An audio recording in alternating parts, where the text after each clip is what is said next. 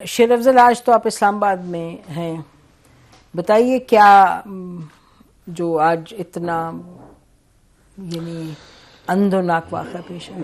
جو سانیہ پیش آیا ہے وہاں پہ یہ آئے، انہوں نے پہلے فائرنگ کی، ایک گارڈ تھا کسی کا، اس کو مارا، اس کے بعد کی اور دوسری بات یہ ہے کہ یہ اسلام آباد آپ کا کیپٹل ہے، پوری دنیا میں یہ خبریں جائیں گی، اور اس سے نااہلیت اور خصوصاً پولیس کی دوسری میں ایک عرض کروں، ایک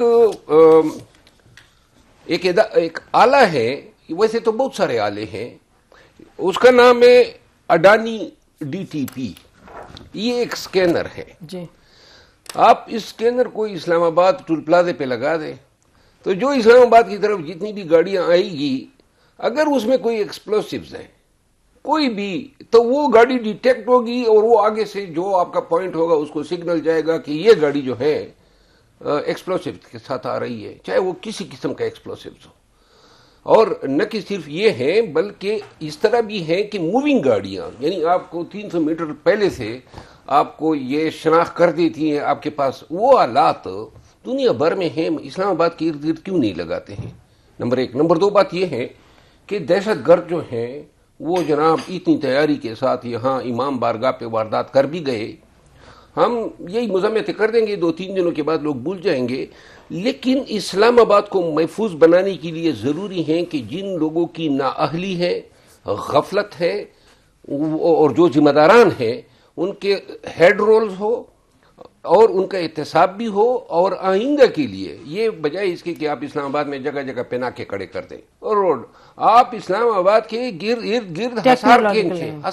اختیار ولی صاحب سے پوچھتے ہیں۔ جی اختیار ولی صاحب، یہ آپ سن رہے ہیں کہ کیا کہہ رہے ہیں مروت صاحب؟ یقینی طور پہ چیلنج تو یہ بہت بڑا ہے، اس میں تو کوئی سوال نہیں ہے، اور دنیا جہان جب فیس کرتی ہے چیلنج تو آسان نہیں ہوتا اس سے لڑنا، لیکن یہ بات ہم تک بھی پہنچی ہے کہ وہاں امام بارگاہ میں، جو کہ ایک ایس او پی ہے، امام بارگاہ کیا مساجد میں ہر جگہ یہ جمعے کی نماز پر تو خاص طور پہ یہ ہوتا ہے کہ یہ آپ خاص سیکیورٹی تعینات کریں، تو یہاں تو کوئی نہیں تھا۔ جو خبر آ رہی ہے وہ تو یہی ہے کہ جو لوکل وہاں کے اپنے گارڈز تھے وہ تھے۔ دیکھیں، میں ایک تو اس کی دو اینگلز ہیں۔ ایک وہاں پر لوکل جو آپ نے سیفٹی میجر اٹھائے ہوئے ہیں، میرے خیال میں ایسا بھی نہیں ہے کہ وہاں پر کوئی میجر اٹھایا نہیں گیا۔ تھرو آؤٹ اسلام آباد کو سیف سٹی بنانے کے لیے جو ارینجمنٹس ہو رہے ہیں، آپ خود اسلام آباد میں پھرتی ہیں، میں بھی گھومتا ہوں، میں بھی دیکھ رہا ہوں، چیزیں جو ہیں وہ پہلے سے بتدریج بڑھ رہی ہیں، سیفٹی میجر جو ہیں وہ بہتر ہو رہے ہیں۔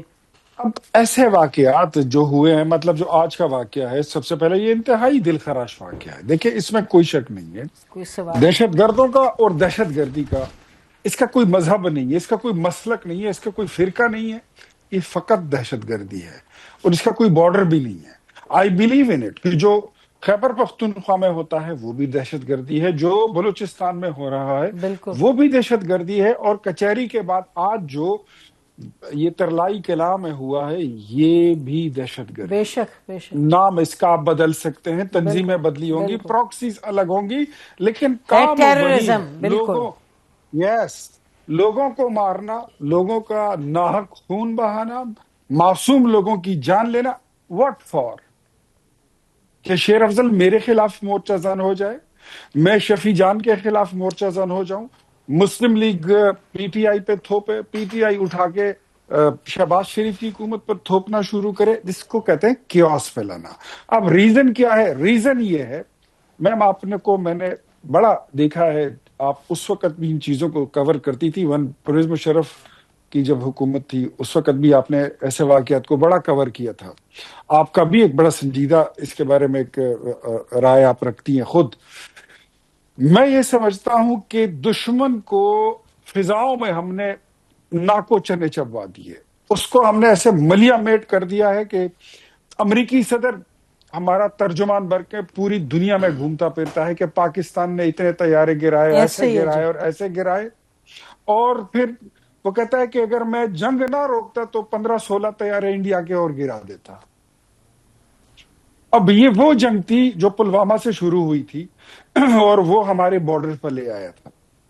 اس سمے اس نے جو شکست اس کو ہو گئی، وہ اتنی طبیعت اس کی خراب ہو گئی ہے. 1.25 ارب کی آبادی کے لوگ ہیں. ہمارے فیلڈ مارشل نے اپنی جنگی پالیسیوں کے ساتھ اور وزیر اعظم نے اپنے ڈپلومیٹک پالیسیوں کے ساتھ ان کو چاروں شانے شد کر دیا ہے. اب انہوں نے اپنی جنگ کی جو کیفیت ہے، جو انداز ہے، وہ چینج کر دیا ہے. وہ پراکسی وار پہ چلے گئے ہیں.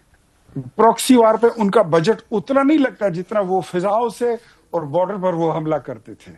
اس پہ ان کا خرچہ بھی کم ہے، پیسے بھی کم لگتے ہیں، اور بس چند ضمیر فروشوں کو خریدنا ہوتا ہے. وہ کہیں سے بھی مل جاتے ہیں. کوئی وہ اپنے ساتھ بم باندھ دیتا ہے، کوئی جو ہے وہ میڈیا پہ ان کو سپورٹ کرتا ہے، کوئی پارلیمنٹ میں جا کے ان کو سپورٹ کرتا ہے، کوئی کسی لبادے میں، کوئی کسی لبادے میں. تو یہ پراکسی وار ہے. ہمیں اس دوران اس کے ساتھ لڑنا کیسا ہے؟ بے شک مثالی اتفاق رکھنا ہے. اتفاق کے علاوہ ہمارے پاس اتفاق سے بڑا اور ایک دوسرے پر ٹرسٹ کے علاوہ، نیشنل ایکشن پلان پر عمل درآمد کے علاوہ ہمارے پاس اس سے بڑا کوئی ہتھیار نہیں ہے. سو ہم نے اسی ہتھیار کے ذریعے اپنے ازلی دشمن کو مزید شکست سے دوچار کرنا ہے. جی آپ کی بات درست ہے، لیکن جیسے آپ ابھی فرما رہے تھے، یعنی کہ اب جس لیول پر ایک لوکل سیکیورٹی رکھنا ہے، جس لیول پہ آپ نے اپنی ٹیکنالوجی کو استعمال کرنا ہے، جس لیول پہ، یہ بات درست ہے کہ کہیں بھی دنیا میں آپ اس کو 100% نہیں روک سکتے، لیکن آپ اس پر کیا حتی الامکان جو آپ کے پاس اپروچ ہے، جو ٹیکنالوجی ہے، جو آپ کے پاس انٹیلیجنس ہے، جو اور آخر میں جو آپ نے بات کی، وہ تو اولین بات